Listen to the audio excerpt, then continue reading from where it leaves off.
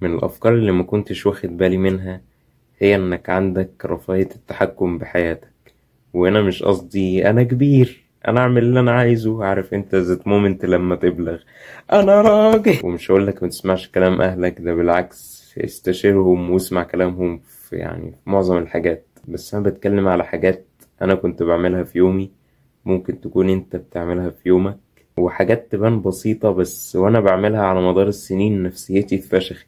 وخليني أقول إن هي حاجات روتينية أكتر، يعني الحاجات اللي أنت بتعملها في روتينك ملهاش لازمة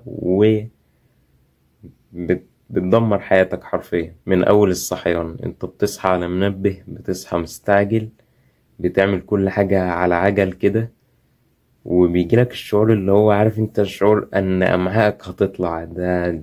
يعني ده اوسخ شعور. عارف انت شعور انك ما نمتش كويس اليوم اللي قبله، صاحي بسرعة، صاحي بتعمل حاجة بصربعة، متوتر، تحس ان بطنك هتنفجر كده. ده انت تخيل بقى انت بتبدأ يومك كده، فمع الوقت وانت متبع الروتين ده حياتك ونفسيتك يعني بيتدمروا من غير ما تحس. وعارف انت الموضوع مش بيقف على كده، انا حرفيا كانت خلفيتي عن الصحيان هو ده، ما كنتش عارف ان في خيار تاني، كنت فاكر هو انت هتصحى المدرسة ما فيش صحيان غير الصحيان ده. بس بعد كده عرفت ان دي حاجة انت ممكن تتحكم بيها، زي انك تصحى براحتك او خلينا نقول تظبط نومك على المدرسة او على الشغل. وده مش موضوع الفيديو ده، لان انا عامل فيديو كامل بتكلم عن موضوع النوم وان انت تظبط نومك وكده. وبتلاقي عندك خيار انك تقدر تعمل فطارك بنفسك بدل سندوتش الجبنة ميري وكوباية الشاي بلبن اللي زهقت من ميتينها. فلو حاسس بالشعور ده، مش راضي عن روتينك اليومي، حاسس ان انت متبرمج على حاجات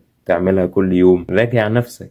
انت فاهم الفكرة؟ انا ما كنتش بعمل كده غصب عني، انا مش عارف ان في خيار تاني اصلا. بس لو تبين لك ان اهلك غصبينك على حاجة معينة، ناقشهم بالمعروف طبعا، ما تتنططش عليهم، لان هما مش شايفين اوبشن، مش شايفين خيار احسن من ده. حاسس انها تافه فشخ والله، لانه كلام يتقال على قرار مصيري، بس انا بتكلم على قرارات يومية بس حرفيا بتدمر لك نفسيتك.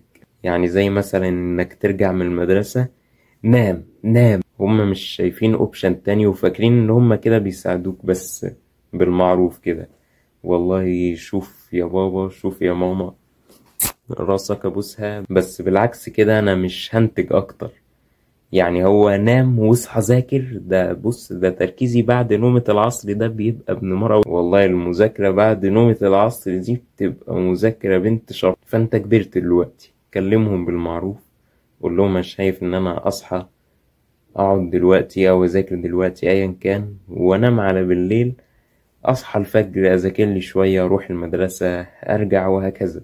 ظبط انت روتينك وتفاهم معاهم. وبعدين وانت صغير انت فعلا محتاج التوجيه ده من اهلك، ده غلط ده صح، نام الساعة كذا، اصحى الساعة كذا. بس بعد ما تبقى شاب كبير ملو هدومه كده ما شاء الله عليه يا ريتك تفضل تسمع كلام اهلك، ده اللي ربنا مبارك فيهم بس اللي بيعملوا كده. لا، فتلاقي بقى ان التحكم ده بينتقل من اهلك للموبايل. انت ماشي انت بتذاكر خلاص كده، تبين لك انك عملت اللي عليك، تمسك بقى الموبايل، هو يعني هو اللي يمشيك، معلش في الكلمة.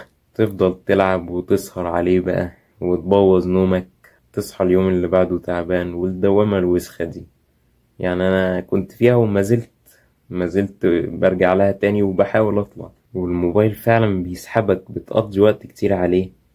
وعارف انت، هديك مثال زي ان انت وانت صغير لما لعبة جديدة تنزل مثلا، او الطيبين اللي زيي كانوا بيجيبوا اللابتوب، حط يا ابني الفلاشة، اكتب العاب اي حاجة بقى وتكتشف لعبة جديدة وتقضي على اللعبة دي وقت بالساعات، لدرجة ان انت حتى ابسط الحاجات ان انت تقوم تاكل او تروح الحمام بتعملها بالعافية بالعافية شوية وتشخ على نفسك.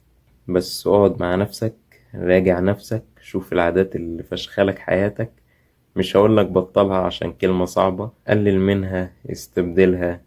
المهم انك تخليك دايما فاكر انك عندك تحكم كامل على حياتك. واتمنى تكون الفكرة وصلت، عشان كلامي عارف ان هو مش احسن حاجة يعني.